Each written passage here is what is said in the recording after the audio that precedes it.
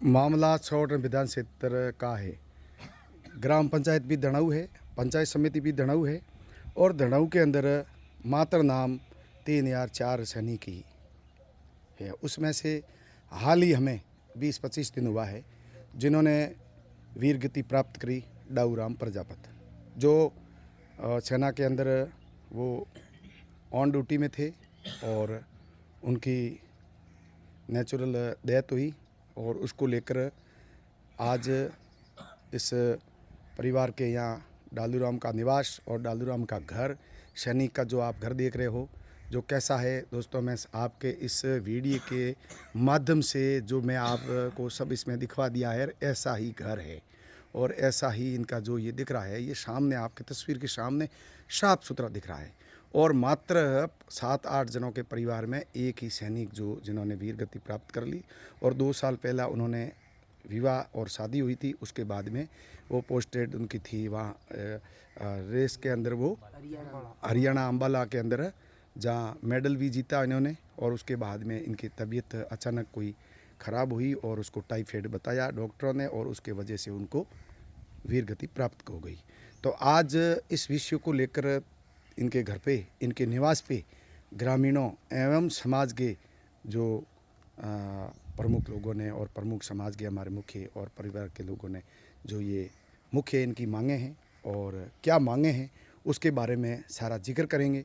इसके बारे में सारी आपको अभी इनसे परिवार से मैं रूबरू होकर सारी चीज़ें इनसे पूछूंगा कि आपकी मुख्य क्या मांग है और किस मांग को लेकर आज आपने अपने घर पे, आपके निवास पे आज एक बैठक आयोजित हुई है। उस बैठक के अंदर ये जो समाज के प्रमुख लोग भी हमारे साथ में बैठे हैं। तो इसके सबसे पहले तो मैं जो इनका भाई है जो करनाराम जी नाम है और जिनको जो सबसे पहले भी इनके जो जिस इनकी तबीयत ख़राब हुई तो उससे इनको पहले सूचना भी मिली और करनाराम जी ने ये करनाराम जी तो करनाराम जी जो मैं करनाराम जी से अब सारी चीज़ें मतलब जानेंगे और ये करनाराम जी ये बताएंगे, इनके भाई है।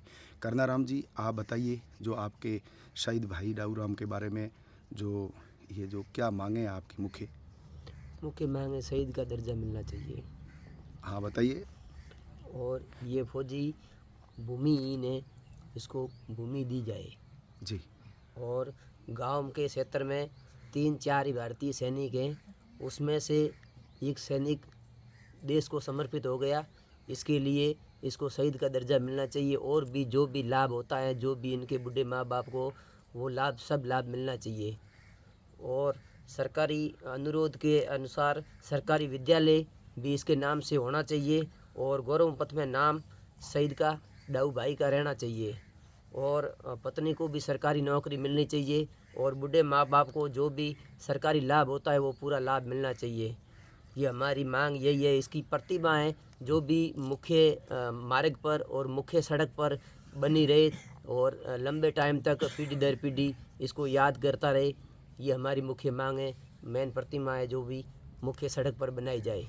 तो आपको क्या इसके बारे में कितने आपने जो ये बताया कितना करोड़ का जो है वो ग्राम सार्वजनिक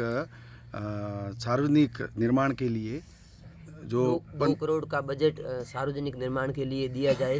जी।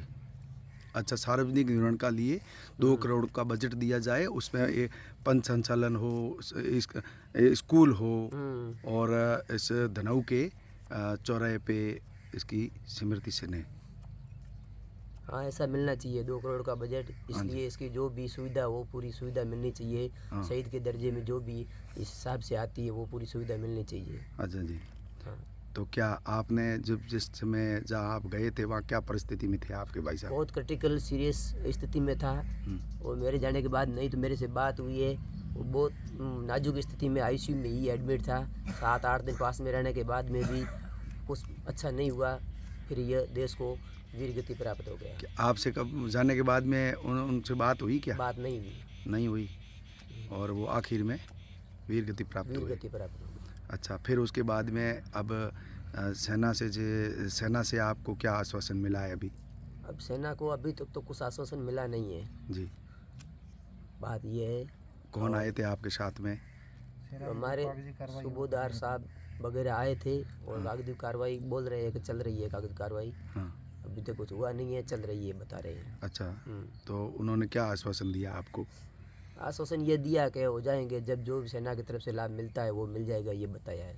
अच्छा जी, हाँ जी।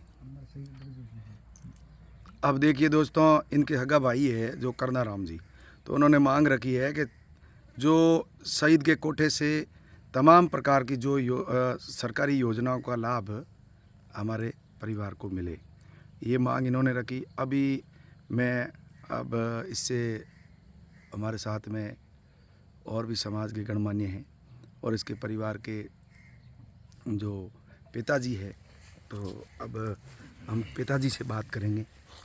तो अब दीपाराम जी, आप सरकार से अभी आपकी क्या डिमांड है शहीद भाई डाऊ राम जी के लिए? डाऊ राम हमारा बेटा था, बहुत हो गया इनमें, मतलब कि आप को कोई भी होवे बीजे तो बीजे मारे होना सही है, बिन में ही कि है कि शहीद का दर्जा तो मिलना चाहिए जरूरी। बीजा में मतलब परिवार लंबो है, बीजू भूमि हीन हो, भूमि तो है नहीं। है ना, आपको कोई भी इलाज हो वो कर सको। थोड़े कने कितना बीघा जमी है? जमी है हो जाए हैंग और भेड़ी तो भाई 15-20 बीघा। अच्छा, भेड़ी है जनो 15-20 बीघा है। 20 बीघा में थोड़े कितने इंचदार हो, कितना परिवार हो रही हो? मतलब दो जनो थोड़े बीघा, थोड़े एक उकेर बंड में 2-2 बीघा ही आवे सरकारी, जबकि भूमि इनकी श्रेणी में आओ आप हैं, तो थोड़े हमें सरकार के मांग है इनमें कोई मतलब भाई सरकारी सैनिक के कोठे से मतलब एक मुरबा दिया जाता है। हाँ सही है, हैं सरकार लिए मुरबा देता था जाना चाहिए। अच्छा, माने सही दर्द हुई है, शरीर सही दरो बीजोन मिले तो मनी मिलनो सही है। हाँ, तो हम सरकार से सॉरी कई एक सही दर्जो सही दर्दो बीजी भी मांग बीजों दे तो मनी देनी चाहिए। हाँ, सरकारी नौकरी देनी चाहिए। हाँ, गरीब आदमियों में हिसाब। अच्छा, तो जब आपके बेटा पढ़ाया लिखाया आप, तो आपसे जब बेटे से कई बार बातें होती तो देश के प्रति बेटे की क्या भावना थी, देश के प्रति बेटे का क्या रुझान था, आप बताओ, बताइए दीपाराम जी। देश के प्रति मेरे सामने देखकर बात करो आप। जैसे आपका बेटा शहीद हुआ, पढ़ाया लिखाया, लेकिन उनकी भावनाओं क्या थी, वो क्या सोच, देश के प्रति उनकी क्या सोच थी, देश के प्रति वो उनकी क्या भावना ही? भावना तो ही तो मैं तो सब ज्ञाप रखी क्या करो मैं। अरे नहीं, आपसे जब बेटा था तो कभी बातें नहीं होती थी बेटे के देश के प्रति कि भाई मैं ये करूंगा, देश के लिए ये करूंगा, देश के लिए ये करूंगा? उनका दिनचर्या है, उनका जो आचार विचार वे कैसा था इनका? सही है इनका मतलब वो काम सेवा का लिए तो जीवन सेवा दे दिया फौज में, फौज वाला तो मतलब की एक कार्रवाई तो मैं तो बटे हाँ नहीं, तकलीफ कटा कहीं हुई है कहीं नहीं हुई है, तो मैं तो कोई बात ही हुई नहीं है। समस्या बोलना बंद हो जाए पास मन को। हम तो मैं तो सवाल पूछूं उन्होंने जवाब नहीं दे रहा हो। आप माता जी आप बताओ आपके बेटे के बारे में। मैं थोड़े बेटो तो थोड़े बीच में नहीं रहो, थे पढ़ायो लिखायो खूब, बेटे के प्रति आपका जो सपना था वो सपना आपका अधूरा रह गया, सपना पूरा नहीं हो पाया, लेकिन अब आप राज से क्या सुविधा मांग रहे हो? सही तरह दर्द जो कहीं नहीं है। अब बताओ आप जो भी, आप इसे नाराज मत हो, अब रोने से कुछ नहीं होने वाला है, हैं?